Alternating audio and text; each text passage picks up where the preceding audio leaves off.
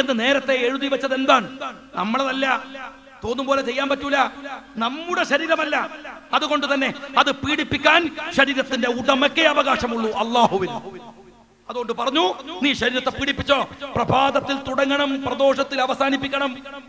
മദനി പറയാൻ മരിക്കുന്നവരെ നിരാഹാരം, ആത്മഹത്യ അല്ലേ?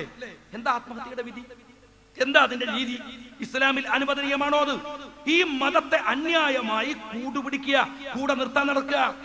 മതത്തിന്റെ പേരെന്തിനാ അക്രമകാരികൾ ഉപയോഗിക്കുന്നത്? ഞാൻ എപ്പോഴും ചോദിക്കാറുണ്ട്, കള്ളനെ പിടിച്ചാൽ കള്ളനാണ്. ഈ രാജ്യത്തിലെ നിയമവ്യവസ്ഥയിൽ അവൻ കള്ളനാണ്. അല്ലാതെ പോലീസ് FIR ഇടുമ്പോ മുസ്ലിം കള്ളൻ എന്ന് ചേർക്കാറില്ല. ഹിന്ദു കള്ളനില്ല, കള്ളൻ. ഈ രാജ്യത്തിലെ നിയമവ്യവസ്ഥയിൽ രാജ്യദ്രോഹിയാണ്. മുസ്ലിം രാജ്യദ്രോഹിയല്ല. ഈ രാജ്യത്തിന്റെ നിയമവ്യവസ്ഥയിൽ കൊലപാതകി, മുസ്ലിം കൊലപാതകി എന്ന് പറയാറില്ല. അങ്ങനെ ഒരു നിയമമില്ല രാജ്യത്ത്. പിന്നെന്തിനാ ഈ മതത്തെ നിങ്ങൾ ഈ തോന്നിവാസങ്ങൾക്ക് കൂട്ടുപിടിക്കുന്നത്? കാഞ്ചി കാമ കോടി മഠാധിപതി, വമ്പിച്ച പേരാണ്. ആന്ധ്രയിലും തമിഴ്നാട്ടിലുമായി 200 ഹെക്ടർ ഭൂമി, 2000 ഹെക്ടർ ഭൂമി ഉണ്ട്. ഏറ്റവും വലിയ ഇന്ത്യയിലെ സന്യാസി മഠം, ഏഷ്യയിലെ സന്യാസി മഠം അറിയോങ്ങള്. അതിന്റെ ഉടമയായിരുന്ന കാഞ്ചി കാമ കോടി മഠാധിപതി ശങ്കരാചാര്യരെ അറസ്റ്റ് ചെയ്തു ജയലളിത. എന്തിനാണ്? കാവൽക്കാരന്റെ കൊലപാതകത്തിൽ ഗൂഢാലോചന, ജയിലിൽ കടന്നു. കണ്ഠരര് മോഹനൻ, ശബരിമല തന്ത്രി, പോലീസ് അറസ്റ്റ് ചെയ്തു.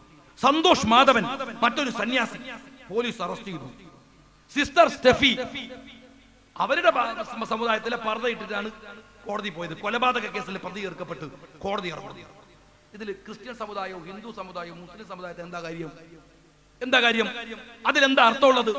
രാജ്യത്തിലെ നിയമത്തെ മതത്തിന്റെ താല്പര്യങ്ങൾക്കനുസരിച്ച് നിർവചിക്കുകയോ വിശദീകരിക്കുകയോ ചെയ്യുന്നതിന്റെ അടിസ്ഥാനം എന്താണ്? മത താല്പര്യം. അത്ര വമ്പിച്ച മതാണ്. ആർക്ക്? ഇവർക്കൊക്കെ വലിയ സ്നേഹം മതത്തോട്. നിങ്ങളറിയോ, റാണ ഹെഡ്ലി ജിഹാദ് സംഘടിപ്പിക്കാൻ വന്ന 2 ആൾക്കാരാണ്. ഇവര് ഡൽഹിയിലും എറണാകുളത്തും കോഴിക്കോടും താമസിച്ചു. കോഴിക്കോടും എറണാകുളത്തും വരെ ബില്ല് പരിശോധിച്ച് നോക്കിയപ്പോ ഏറ്റവും കൂടുതൽ ബില്ല് ബാറിൽ കൊടുത്തതാണ്. ബാറിലാണ്. പോലെ പറഞ്ഞിട്ട് കാര്യമില്ല. മുസ്ലിം സമുദായത്തെ കുറിച്ച് ആലോചിച്ച് ടെൻഷൻ അടിച്ചിട്ട് അടിച്ചു പോയതാണ്. അറിയാങ്ങള്, ടെൻഷൻ അടിച്ചിട്ട് ഭയങ്കര സങ്കടം. നസീറിന്റെ വാപ്പ അറിയാൻ പമ്പിച്ച കുരുത്തക്കേടാണ്. മതത്തെ കുറിച്ചൊരു ബോധമില്ല, കാഴ്ചപ്പാടുമില്ല, അങ്ങനെ നടക്കാൻ. ഫയാസിന്റെ ഉമ്മ പറയാണ്, മോനെ പുറത്ത് വിട്ടൂടാ, പുറത്ത് വിട്ടാലോ എന്തേ ഒപ്പിച്ചേ വരൂ.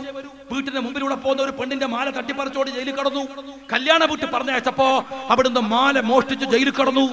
എന്റെ മോൻ ഖുർആൻ പഠിപ്പിക്കാനാന്ന് പറഞ്ഞ് കുറച്ച് ആളുകൾ വന്നപ്പോ എന്റെ മോനൊന്ന് നന്നാവട്ടെ എന്ന് കരുതി ഞാൻ വിട്ടതാ. പിന്നെ കേൾക്കുന്നത് ഇവരുടെ ഭാഷയിൽ പോയി കാശ്മീരിൽ പോയി ഷഹീദായി എന്നാണ്. നിങ്ങൾ ആലോചിച്ച് നോക്കണം, ദീനിനോടുള്ളവരുടെ സ്നേഹം. ഞാൻ ചോദിക്കട്ടെ, പുത്തനത്താണിയിൽ സുബഹി ബാങ്ക് കൊടുക്കുമ്പോ എന്റെ വയനാട് ജില്ലയിൽ മരം കോച്ചുന്ന തണുപ്പത്ത് എന്നിങ്ങനെ വിളിക്കുമ്പോ വൃദ്ധന്മാർ വിറച്ചെഴുന്നേൽക്കും. എന്നിട്ട് തണുപ്പത്ത് ഒതെടുക്കും. പള്ളിയിലേക്ക് ജമാഅത്തായി പോയി നമസ്കരിച്ചു വരും. അവൻ പോയോ ഈ ജിഹാദിന്? അവൻ പോയോ ഈ അക്രമത്തിന്? അവൻ 10-60 കൊല്ലക്കാലം കൊണ്ട് കേരളത്തിൽ ഇത്തരം ഒരു സാമൂഹ്യ അന്തരീക്ഷം ഉണ്ടാക്കിയോ?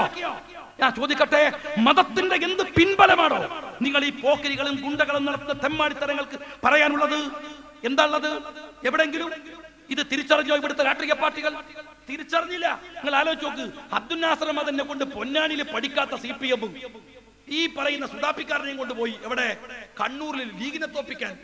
മുസ്ലിം ഭൂരിപക്ഷം 47% മുസ്ലിങ്ങളുണ്ട് കണ്ണൂർ അസംബ്ലി മണ്ഡലത്തിൽ. അതുകൊണ്ടൊരു പുതിയ നമ്പർ. ഏത്? ഈ ചങ്ങായിമാർക്ക് പൈസയും കൊടുത്ത് ലക്ഷങ്ങൾ വാരി കൊടുത്തിട്ട് അവിടെ സ്ഥാനാർത്ഥികൾ നിർപ്പിച്ചു. ഞാൻ ഇന്ത്യ വിഷനിൽ ഒരു അഭിമുഖത്തിൽ ചെന്നപ്പോ വമ്പിച്ച വർത്താനാണ്. ഇതിന്റെ നേതാവ് പറയാണ്, ഞങ്ങളും UDF തമ്മിലാ മത്സരം. ഈ സുഡാപ്പിക്കാരനെ UDF തമ്മിലാ മത്സരം. LDF ചിത്രത്തിലേ ഇല്ല. ഞാൻ ചോദിച്ചു, എങ്ങനെ?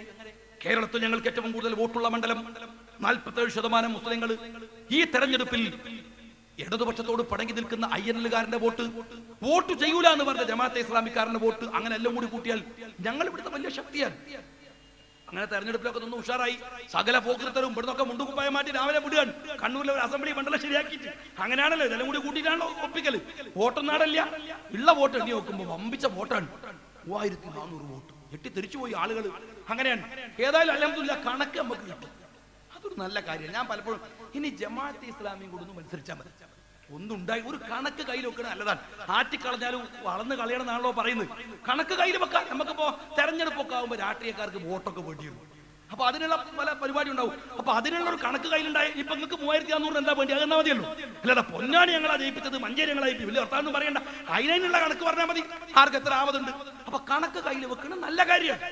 കണക്കൊന്ന് കയ്യിൽ സൂക്ഷിക്കാൻ കിട്ടി, ഏതായാലും അല്ലെന്തോരില്ല. പക്ഷെ നിങ്ങൾ അറിയോ, അത് കഴിഞ്ഞ് അന്ന് രാത്രി ടി വിയിൽ അഭിമുഖം അന്നുണ്ടായിരുന്നു ഞാൻ. അപ്പൊ പറയണം, ഞങ്ങൾക്ക് ഒരു 10-30,000 വോട്ട് കിട്ടേണ്ടതായിരുന്നു. പക്ഷേ തലേ ദിവസം രാത്രി യൂത്ത് ലീഗുകാർ വന്ന് നിങ്ങൾ അബ്ദുള്ള കുട്ടിക്ക് വോട്ട് ചെയ്യണം എന്ന് പറഞ്ഞു. ഞങ്ങളുടെ പ്രവർത്തകർ തെറ്റിദ്ധരിച്ച് വോട്ട് ചെയ്യും. പിന്നെ ഞങ്ങൾ പോയിട്ട് നിങ്ങൾക്ക് വോട്ട് ചെയ്യാൻ പറയുമോ കൈമാരെ? നമ്മളതല്ലേ പറയാ. ഞാൻ ചോദിക്കണേ, ഞങ്ങൾ പോയി പറഞ്ഞാൽ അപ്പൊ തന്നെ കേൾക്കുന്ന ആൾക്കാരാണെങ്കിൽ നിങ്ങൾ എന്തിനാ അതിൻ്റെ മുണ്ടുകുപ്പായ മാറ്റിക്കണത്? വല്ല കാര്യമുണ്ടോ? 10-20 കൊല്ലം കരാട്ടി കുംഫൊക്കെ പഠിപ്പിച്ച് റെഡിയാക്കി നിർത്തി ഒരു 5 മിനിറ്റോട് ഞങ്ങൾ മാറ്റുകയാണെങ്കിൽ വെറുതെ എന്തിനാണ് ഏർപ്പാട് നടത്തുന്നത്? എന്തായാലും കാര്യമുള്ളത് നിങ്ങൾ ആലോചിച്ചു. വമ്പിച്ച ആയാസല്ലേ ഞങ്ങൾ നടത്തിയത്. വൈമ കൈമ കൊയ്മ എന്നൊരു സാധനം.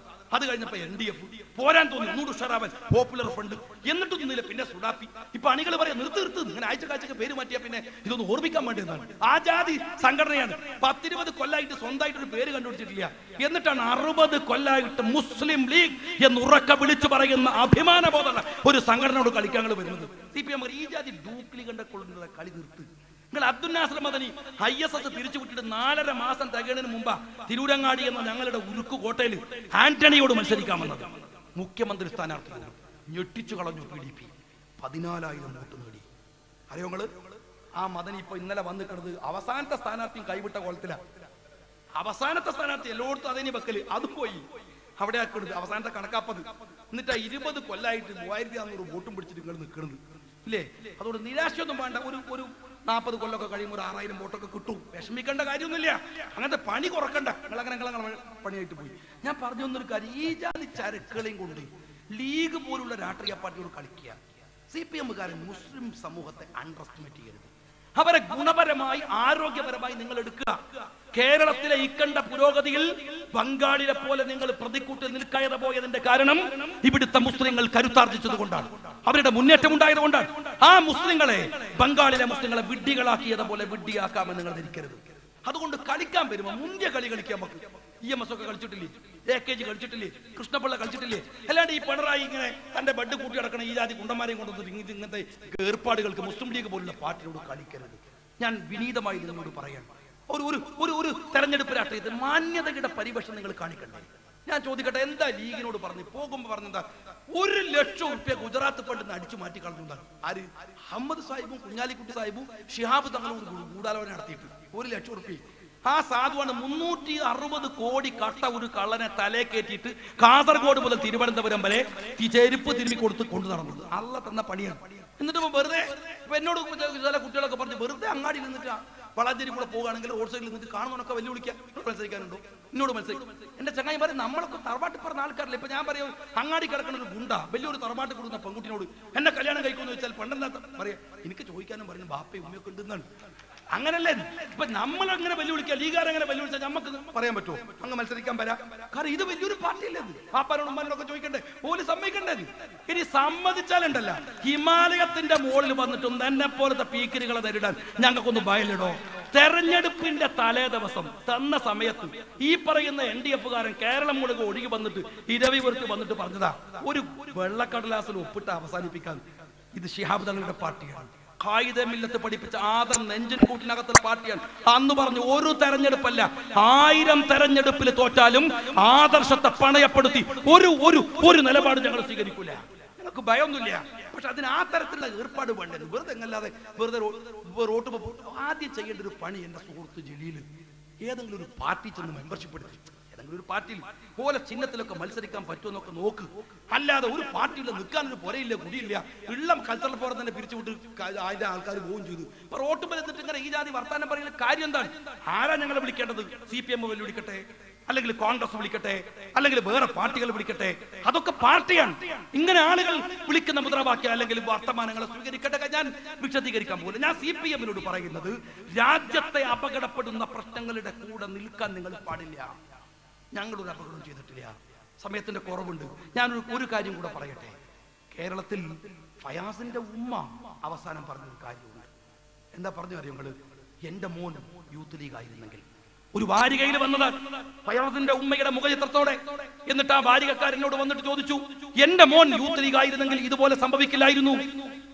എനിക്ക് അഭിമാനം തോന്നി. പത്രപ്രവർത്തകർ എന്നോട് ചോദിച്ചു, നിങ്ങളൊരു യൂത്ത് ലീഗിന്റെ ഒരു ഭാരവാഹി